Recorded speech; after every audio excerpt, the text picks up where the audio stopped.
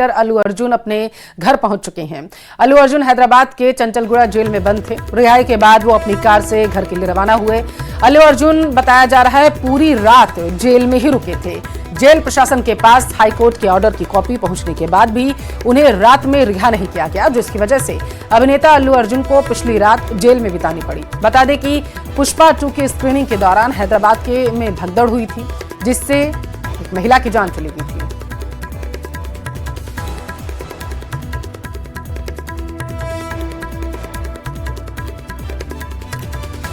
तो ये बड़ी खबर हैदराबाद से निकलकर सामने आ रही है, जहां पर अल्लू अर्जुन को बीते दिन गिरफ्तार किया गया था। निचली अदालत ने उन्हें 14 दिन की न्यायिक अभिरक्षा में भेजने का फैसला किया था, जिसके बाद बताया जा रहा है कि जैसे ही हाईकोर्ट से अंतरिम जमानत मिली अल्लू अर्जुन को, तो इसकी कॉपी पहुंच गई थी और उसके बावजूद जानकारी ये सामने निकल कर आ पा रही है कि अल्लू अर्जुन को रिहा नहीं किया गया था। उसके बाद पूरी रात अल्लू अर्जुन को जेल में बितानी पड़ी। आज तड़के सुबह अल्लू अर्जुन जेल से रिहा हो चुके हैं और वो अपने घर के लिए रवाना हो गए हैं। तो चंचलगुड़ा जेल से बाहर आए अल्लू अर्जुन, और ये उनके फैंस के लिए काफ़ी राहत भरी खबर है, क्योंकि जैसे ही बीते दिन ये मामला सामने आया कि निचली अदालत ने अल्लू अर्जुन को 14 दिन की सज़ा सुनाई है, तो इसके बाद उनके फैंस काफ़ी आक्रोशित हो गए थे।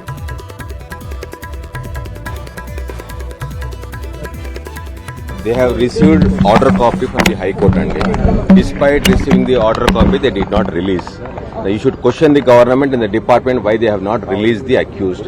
High Court order is very specific that forthwith the moment you receive the order, you have to release an essay. Despite clear order, they did not release. Yes, he has been released. तो हर चीज एक actor सिर्फ अपने ऊपर नहीं ले सकता है। We can tell people around us, जैसे कि हम लोग अभी मैं इसी की बात कर सकता हूँ। सिनेपोलिस ने बहुत अच्छा प्रबंध किया है यहाँ पे, and we are grateful to them on that. And जो हादसा हुआ है वो बहुत दर्दनाक है।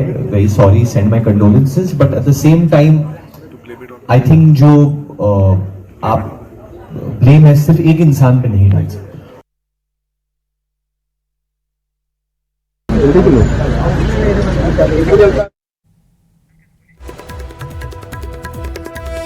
तो लगातार जो प्रतिक्रियाएं हैं वो सामने आ रही हैं। अल्लू अर्जुन की गिरफ्तारी के बाद कई एक्टर्स और एक्ट्रेसेस ने अपनी टिप्पणी जाहिर की और उनकी तरफ से कहा गया कि जिस तरीके से अल्लू अर्जुन को गिरफ्तार किया गया और उसके बाद हाईकोर्ट के ऑर्डर के बाद भी अंतरिम जमानत हाईकोर्ट से मिलने के बावजूद उन्हें बीती रात पूरी जेल में बितानी पड़ी, इसको एक्टर्स ने सही नहीं ठहराया। उनकी तरफ से कहा गया कि किसी एक व्यक्ति की जिम्मेदारी नहीं होती है, अगर कोई जिम्मेदार है तो कई लोग उसके लिए जिम्मेदार हैं। जहां पर स्क्रीनिंग रखी गई थी फिल्म की, इसके साथ साथ जो वहां पर तमाम जो इंतजामात होने चाहिए थे सुरक्षा के लिहाज से वो नहीं किए गए थे।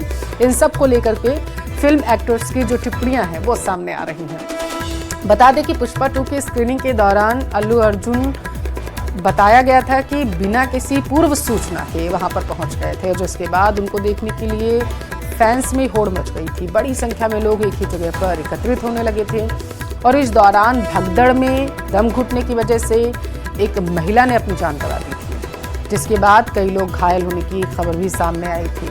और इस बीच क्या कुछ लोगों ने कहा है, क्या उनकी टिप्पणियां सामने आई है, आइए आपको वो सुनाते हैं। अल्लू अर्जुन जी का जो अरेस्ट हुआ है वो मैं उस चीज़ में बिलीव नहीं करता, क्योंकि जो हादसा हुआ था, जो एक्सीडेंट हुआ था स्टैम्पेड में, रेती जी की जो डेथ हुई थी, ये बहुत ही दुखदायक थी, इसमें कोई दो राय नहीं है। लेकिन उसका ब्लेम या उसके जो एक्विजिशन है वो अल्लू अर्जुन पे लगाना मेरे हिसाब से सही नहीं है। अगर भगदड़ मची है, हिट फिल्में जब लगती हैं तो भगदड़ मचती है, पब्लिक टूट पड़ती है, लेकिन उसे भी कंट्रोल किया जाता है, उस क्राउड को भी कंट्रोल किया जाता है। तो अगर क्राउड कंट्रोल नहीं हुआ है और किसी एक शख्स की मौत हो गई है, तो इसका जिम्मेदार जो है वो एक्टर अल्लू अर्जुन नहीं है।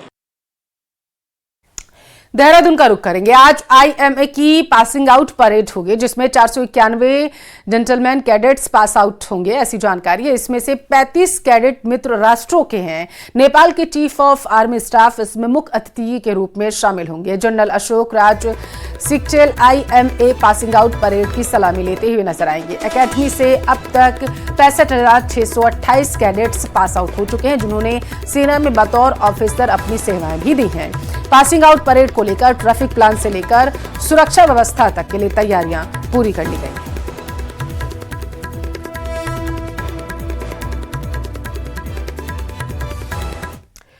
तो राज्यसभा में सभापति के अपमान पर बीजेपी सांसद सीपी जोशी ने कहा कि हम सभापति के खिलाफ अविश्वास प्रस्ताव लाने की घोर निंदा करते हैं।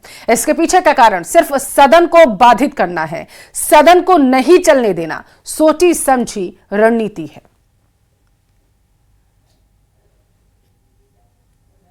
पहला अनुभव होगा जब वहाँ सभापति के रूप में मानिए एक किसान के पुत्र जो वहाँ उस राज्यसभा की अगुवाई कर रहे हैं, नेतृत्व कर रहे हैं, उनके खिलाफ अविश्वास प्रस्ताव लाना, इसकी हम सब लोग घोर निंदा करते हैं। और इसके पीछे कारण क्या है? सिर्फ और सिर्फ सदन को बाधित करना। आप देखिए, बिजनेस एडवाइजरी कमेटी में सारी पॉलिटिकल पार्टियां सदन चलने से पहले सब कुछ तय का हो जाता है कि इस सत्र में ये काम होगा, इस काम के लिए इतने घंटे अलॉट होंगे और इतना इस पॉलिटिकल पार्टी को समय मिलेगा।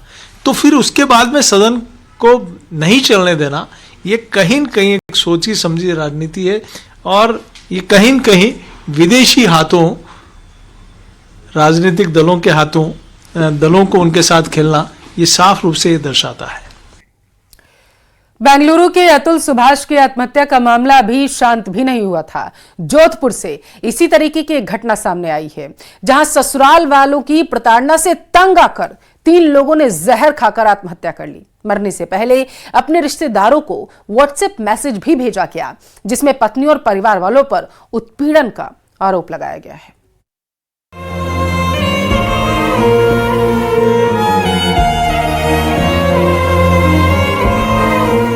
प्यारे पिंटू भाई, हम तीनों की मौत की सजा भाई की पत्नी नीतू कंवर, गांव मंडला और उसके पापा लाल सिंह, भाई हुकुम सिंह और सरमन सिंह को जरूर दिलाना। हमको पिछले 3 महीने से बहुत परेशान किया गया। इस पोटली में शेर के नाखून वाले चेन हितेंद्र सिंह बावड़ी की है, उनसे बात करके उनको दे देना। मेरी मौसी और मौसा जी को इस चेन में से 2 लाख रुपए देना।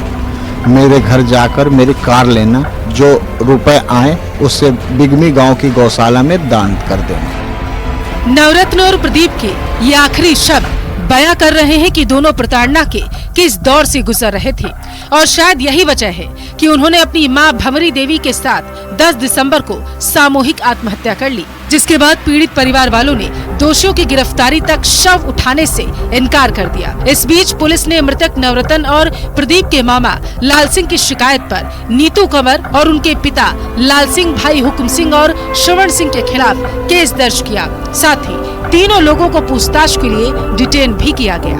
एक ही परिवार की एक माँ और उनके 2 बेटों ने आत्महत्या करी थी विषैला पदार्थ खा के, प्रथम दृष्टया विषैला पदार्थ खा के।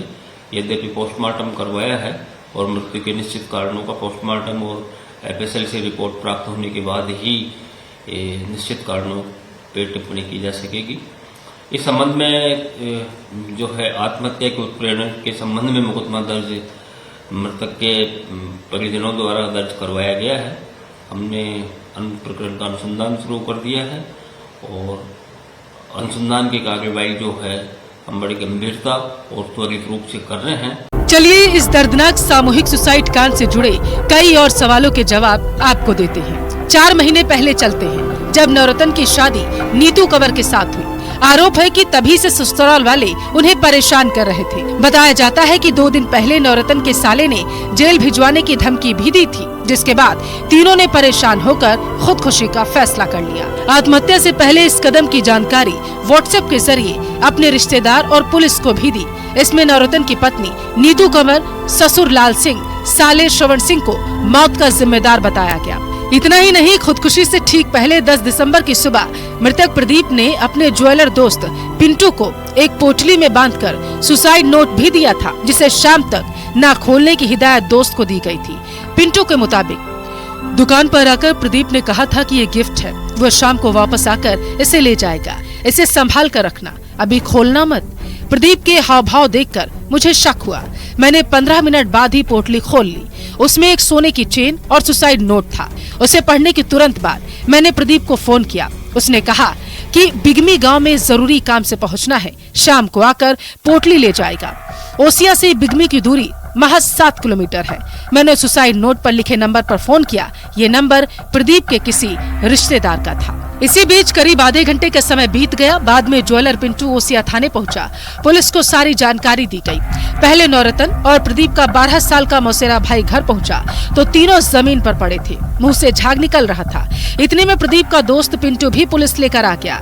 ग्रामीणों की मदद से उन्हें हॉस्पिटल लेकर जाया गया, जहां डॉक्टर्स ने उन्हें मृत घोषित कर दिया। नौरतन, प्रदीप और भंवरी देवी तीनों अब इस दुनिया में नहीं। अब बिगमी गांव के लोग इनकी अंतिम इच्छा को पूरा करने की कोशिश में लगे हैं, ताकि उनकी जमीन को गौशाला में दान किया जा सके और आरोपियों को उनके किए की सजा मिल सके। लेकिन जिस तरीके से बेंगलुरु के अतुल सुभाष के बाद जोधपुर में ससुराल वालों की प्रताड़ना से तंग आकर 3 लोगों ने सामूहिक आत्महत्या की, वो सभ्य समाज को सोचने पर मजबूर करता है कि आखिर हमारे सामाजिक रिश्ते किस दिशा में जा रहे हैं। क्या वक्त आ गया है कि दहेज विरोधी कानून में कुछ बदलाव किए जाए। जोधपुर से न्यूज़ 18 राजस्थान के लिए चंद्रशेखर व्यास की रिपोर्ट।